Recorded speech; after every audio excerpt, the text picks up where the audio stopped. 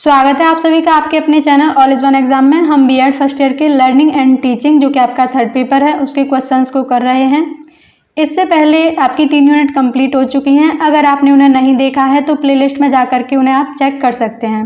ठीक है, आज आपकी 4th यूनिट स्टार्ट हो रही है। आइए, आज का आपका पहला क्वेश्चन है, अधिगम उस परिवर्तन को कहते हैं जो बालक के डैश में घटित होता है। आपसे पूछा गया है अधिगम के द्वारा जो बच्चे में परिवर्तन होते हैं उसे हम कैसे देख सकते हैं। तो इसमें आपका आंसर रहेगा ऑप्शन ए। अधिगम उस परिवर्तन को कहते हैं जो बालक के व्यवहार में परिलक्षित या घटित होता है। ठीक है, नेक्स्ट क्वेश्चन है, शिक्षण की अवस्था या चरण कितने होते हैं। तो इसमें आपका आंसर रहेगा ऑप्शन बी, शिक्षण की 3 अवस्थाएं होती हैं। ठीक है, नेक्स्ट क्वेश्चन है, शिक्षण की अवस्था है। तो इसमें आपका आंसर रहेगा ऑप्शन डी, पूर्व तत्परता, अंतःक्रिया अवस्था, तत्परता बाद या शिक्षण के बाद की अवस्था भी इसे कहते हैं। तो ये तीनों शिक्षण की अवस्थाएं हैं, याद रखेंगे। नेक्स्ट क्वेश्चन है, शिक्षण के उद्देश्यों का निर्धारण किस अवस्था में होता है। आपने भी टीचिंग ट्रेनिंग की होगी, उसमें हम पढ़ाने से पहले जो पाठ योजना वगैरह बनाते हैं वो शिक्षण कार्य करने से पहले बनाते हैं, जिसमें हम शिक्षण के उद्देश्य और पाठ को कैसे प्रस्तुत करना है बच्चों के सामने और किन टीचिंग मेथड और टेक्निक्स का यूज करना है, ये सभी हम शिक्षण से पूर्व की अवस्था में कर लेते हैं। तो इसमें आपका आंसर क्या रहेगा, ऑप्शन ए। और जो दूसरी अवस्था है इसमें हम बच्चों से प्रश्न वगैरह पूछते हैं और छात्रों की समस्याओं का निदान करते हैं, तो ये दूसरी अवस्था में करते हैं। तीसरी अवस्था आपकी post active stage of teaching, जिसमें शिक्षक ये जानना चाहता है कि जो उसने पढ़ाया उसका प्रभाव छात्र पर कैसा रहा है। तो ये तीसरी अवस्था में आता है। ठीक है, याद रखेंगे, यहाँ तक समझने में आपको कोई समस्या नहीं हुई होगी। नेक्स्ट क्वेश्चन है, छात्रों की उपलब्धियों के मूल्यांकन का संबंध किससे है। तो इसमें आपका आंसर रहेगा ऑप्शन सी, शिक्षण के पश्चात। जब शिक्षण हो जाता है तभी तो हम ये जानेंगे कि बच्चे ने जो सीखा है वो कितना सीखा है, कैसा सीखा है, जो हमारा पढ़ाना है वो कितना सफल रहा है। तो ये शिक्षण के पश्चात की अवस्था में आएगा। नेक्स्ट क्वेश्चन है, पृष्ठ पोषण का संबंध शिक्षण की किस अवस्था से होता है। तो इसमें भी आपका आंसर रहेगा ऑप्शन सी, जो फीडबैक है वो टीचिंग पूरी हो जाती है उसके बाद दिया जाता है। आंसर रहेगा सी। नेक्स्ट है, शिक्षा की आकार की अनुभूति शिक्षण की किस अवस्था में होती है।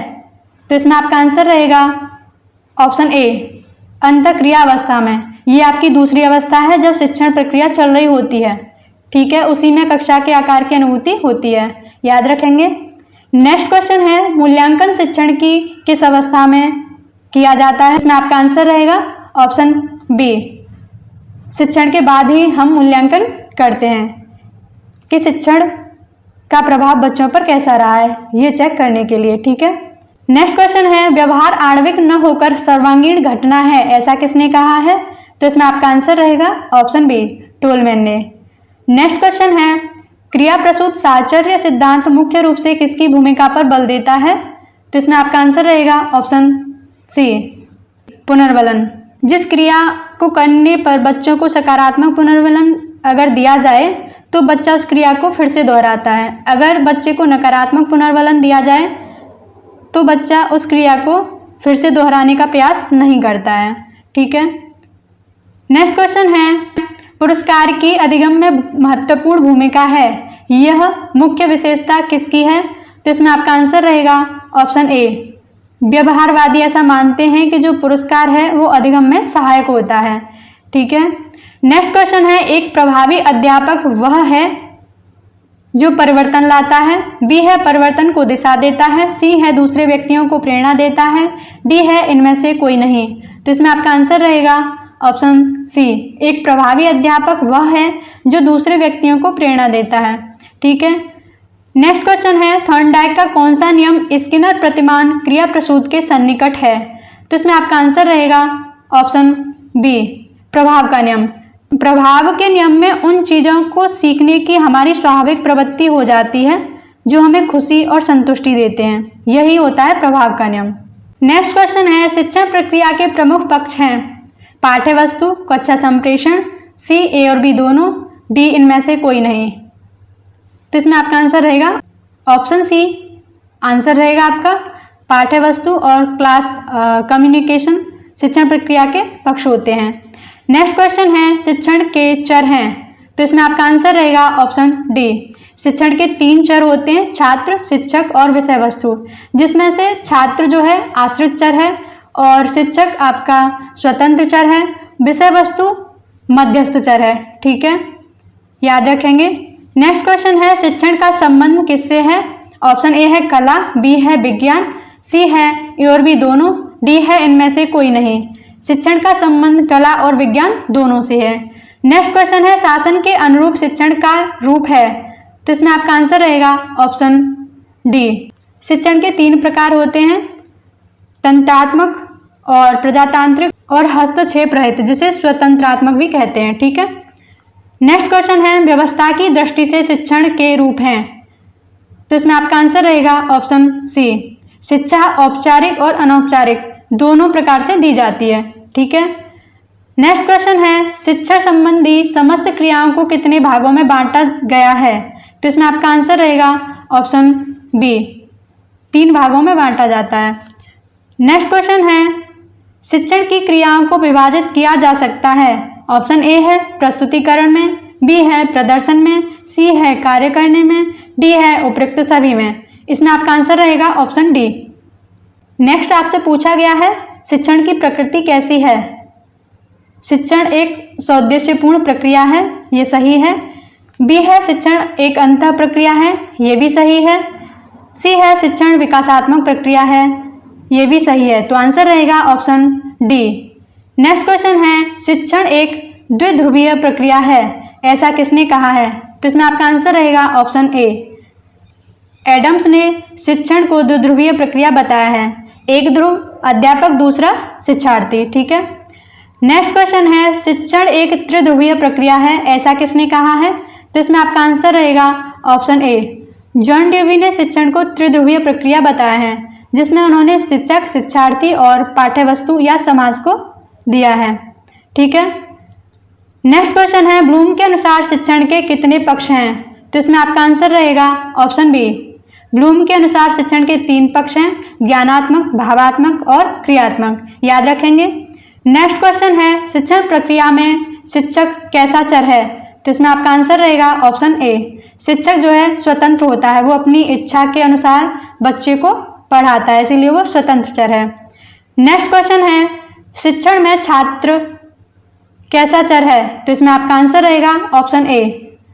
शिक्षार्थी जो है आश्रित चर होता है, जो शिक्षक पढ़ाता है बच्चा वही पढ़ता है, इसीलिए वो आश्रित चर है। नेक्स्ट क्वेश्चन है शिक्षण में पाठ्य वस्तु तथा विधियां कैसी चर हैं? तो इसमें आपका आंसर रहेगा सी, ये हस्तक्षेप चर या फिर मध्यस्थ चर हैं, सीखने सिखाने की प्रक्रिया में मध्यस्थता का कार्य करती हैं। ठीक है। नेक्स्ट क्वेश्चन है प्रजातांत्रिक शिक्षण व्यवस्था में किसका हित है? तो इसमें आपका आंसर रहेगा ऑप्शन ए, छात्र का। ठीक है। नेक्स्ट है एक तंत्र की शासन शिक्षण व्यवस्था में किसका हित प्रमुख है? तो इसमें आपका आंसर रहेगा ऑप्शन ए, शिक्षक का। नेक्स्ट क्वेश्चन है उत्तम शिक्षण की विशेषता है, तो इसमें आपका आंसर रहेगा ऑप्शन डी, शिक्षक की योग्यता, शिक्षण कुशलता और शिक्षक की उपलब्धियां, ये सभी उत्तम शिक्षण की विशेषताएं होती हैं। नेक्स्ट क्वेश्चन है अनुभव एवं प्रशिक्षण द्वारा व्यवहार परिवर्तन को अधिगम कहते हैं, ऐसा किसने कहा है? तो इसमें आपका आंसर रहेगा ऑप्शन ए, गेट्स एवं अन्य ने। नेक्स्ट क्वेश्चन है अधिगम व्यवहार में उत्तरोत्तर सामंजस्य की प्रक्रिया है, ऐसा किसने कहा है? तो इसमें आपका आंसर रहेगा ऑप्शन ए, स्किनर ने। यही डेफिनेशन अभी जो राजस्थान शिक्षक पात्रता परीक्षा हुई है उसमें भी पूछा गया था। ठीक है। नेक्स्ट क्वेश्चन है अधिगम प्रक्रिया है, तो इसमें आपका आंसर रहेगा ऑप्शन ए, अधिगम प्रक्रिया मानसिक प्रक्रिया है। ठीक है। नेक्स्ट क्वेश्चन है सीखना है, तो इसमें आपका आंसर रहेगा ऑप्शन डी, ये जो लर्निंग है वो कॉन्टिन्यूअस प्रोसेस है और ये लक्ष्य निर्धारित भी है और इसमें सुधार भी होता है, इसीलिए आंसर रहेगा ऑप्शन डी। नेक्स्ट क्वेश्चन है अधिगम है कला एवं विज्ञान दोनों, आंसर रहेगा सी, अधिगम एक प्रक्रिया है तो ये एक जटिल प्रक्रिया है, आंसर रहेगा बी। नेक्स्ट क्वेश्चन है अधिगम का प्रकार है, तो इसमें आपका आंसर रहेगा ऑप्शन सी, अधिगम का प्रकार सकारात्मक और नकारात्मक है, क्योंकि ये ज़रूरी नहीं है कि अधिगम हम सिर्फ अच्छी चीज़ों का करें, कई बार हम गलत चीज़ें भी सीख लेते हैं जो कि नेगेटिव होती हैं। नेक्स्ट क्वेश्चन है, जब तक बच्चा सीखता नहीं शिक्षक ने पढ़ाया नहीं, ऐसा किसने कहा है? तो ऐसा कहा है किलपैट्रिक ने। आंसर रहेगा ऑप्शन ए। नेक्स्ट है, शिक्षण और अधिगम में वही संबंध है जो बेचने और खरीदने में है, ऐसा किसने कहा है? तो ऐसे कहने वाले भी आपके किलपैट्रिक हैं, ठीक है। नेक्स्ट है, अधिगम में सहायक बाह्य प्रक्रम है, तो इसमें आपका आंसर रहेगा ऑप्शन डी। शिक्षण, प्रशिक्षण और अनुदेशन ये बाह्य प्रक्रम है। नेक्स्ट क्वेश्चन है, स्तर की दृष्टि से शिक्षण के कितने प्रकार हैं? स्तर की दृष्टि से शिक्षण के 3 प्रकार होते हैं। आंसर रहेगा बी। पहला होता है स्मृति स्तर, दूसरा होता है बोध स्तर, तीसरा होता है चिंतन स्तर। याद रखेंगे। नेक्स्ट क्वेश्चन है, किस स्तर के शिक्षण में विचारहीनता पाई जाती है? तो इसमें आपका आंसर रहेगा ऑप्शन ए। स्मृति स्तर के शिक्षण में विचारहीनता पाई जाती है। ये रट्टा प्रणाली पर आधारित होता है। इसका जो प्रतिपादन किया है वो जॉन एफ हर्बार्ट ने किया है, ठीक है, याद रखेंगे। नेक्स्ट क्वेश्चन है, स्मृति स्तर का शिक्षण संबंध रखता है, तो इसमें आपका आंसर रहेगा ऑप्शन ए, स्मरण से। नेक्स्ट क्वेश्चन है, चिंतन स्तर के शिक्षण का आधार क्या है? तो इसमें आपका आंसर रहेगा ऑप्शन सी, बोध और स्मृति चिंतन स्तर के आधार होते हैं। नेक्स्ट है, बोध स्तर के शिक्षण की आधारशिला क्या है? तो इसमें आपका आंसर रहेगा ऑप्शन ए, स्मृति बोध स्तर के शिक्षण की आधारशिला होती है।